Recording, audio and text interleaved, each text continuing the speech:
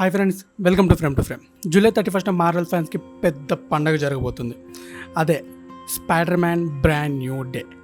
After 4 years last 2021 December 17 వచ్చిన నోవే హోమ్కి నేనైతే బట్టలు చింపుకుంది ఆ థియేటర్లో ఒక్కడే పోయి.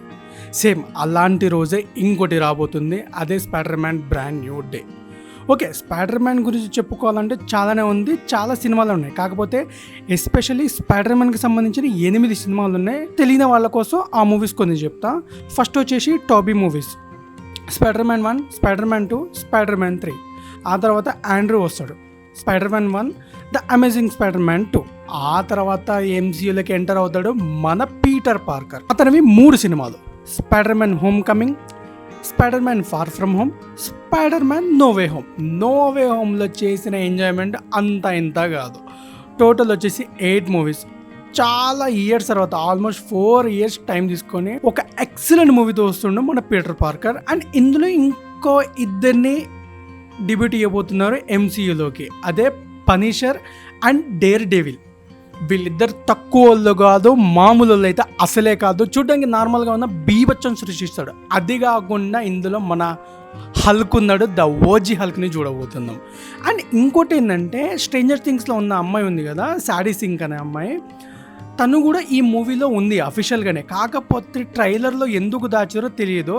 అండ్ బయట టాక్ ఏంటంటే, ఈ అమ్మాయికి ఒక స్పెషల్ క్యామియో ఉంది. ఆ క్యామియో వల్ల మూవీ చేంజెస్ అయ్యే ఛాన్సెస్ ఉంది, అంటే మూవీలో ప్లాట్ చేంజ్ అయ్యే ఛాన్సెస్ చాలా ఉన్నాయంట. అండ్ వచ్చిన ట్రైలర్ 1 and 2లో కూడా ఎక్కడ కూడా ఈ అమ్మాయిని రివీల్ చేయలేదు.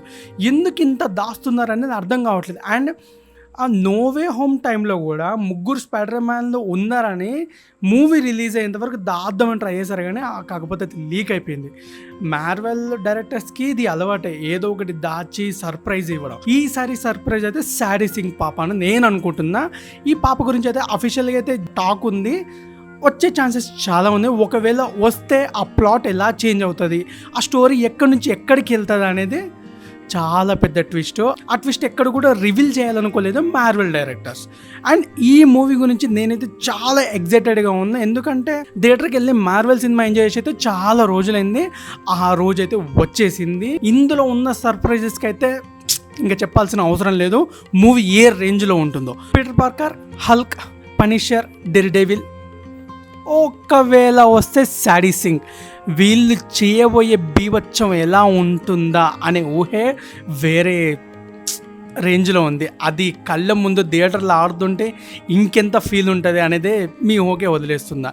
అండ్ ఇంకోటి ఏంటంటే, మన దగ్గర ఐమాక్స్ ఉండొచ్చు ఉండకపోవచ్చు అని చెప్తున్నారు, బట్ ఐమాక్స్ ఉంటే కనుక బాగుంటుంది. ఐమాక్స్ స్క్రీన్ విజువల్స్ ఉంటే బాగుంటుంది, ఫ్లాట్ రేషియోలోనే వస్తుంది అనేది టాక్ ఉంది. ఎందుకంటే నోలాన్ మూవీ ఒకటి వస్తుంది, ది ఓడిసీ అని, తనే మొత్తం గ్రాప్ చేసుకున్నాడు అని టాక్ అయితే ఉంది. మరి స్పైడర్ మ్యాన్ బ్రాండ్ న్యూ డేకి ఐమాక్స్ స్క్రీన్స్ దొరుకుతాయా లేదా అనేది చూడాలి. టికెట్స్ అయితే ఆల్రెడీ వచ్చేసినాయి. ఇంకా మన హైదరాబాద్లో ఇంకా కొన్ని థియేటర్స్లోనే రివీల్ అయినాయి, ఇంకా మొత్తం థియేటర్స్లోకి రివీల్ అవ్వలేదు. డేట్ దగ్గర పడే కొద్దీ టికెట్స్ రివీల్ అవుతాయి, బుక్ చేసేసుకోండి. ఈసారి స్పైడర్ మ్యాన్ పీటర్ పార్కర్ ఆగమనం అని చెప్తాను నేనైతే. మామూలుగా ఉండదు, థియేటర్లో రచ్చ ఉంటుంది. ఈ మూవీకి వస్తే నేను చాలా వెయిట్ చేస్తున్నా. ఈ వీడియో కనుక మీకు నచ్చినట్లయితే లైక్ చేయండి, షేర్ చేయండి, సబ్స్క్రైబ్ చేయడం మాత్రం మర్చిపోకండి.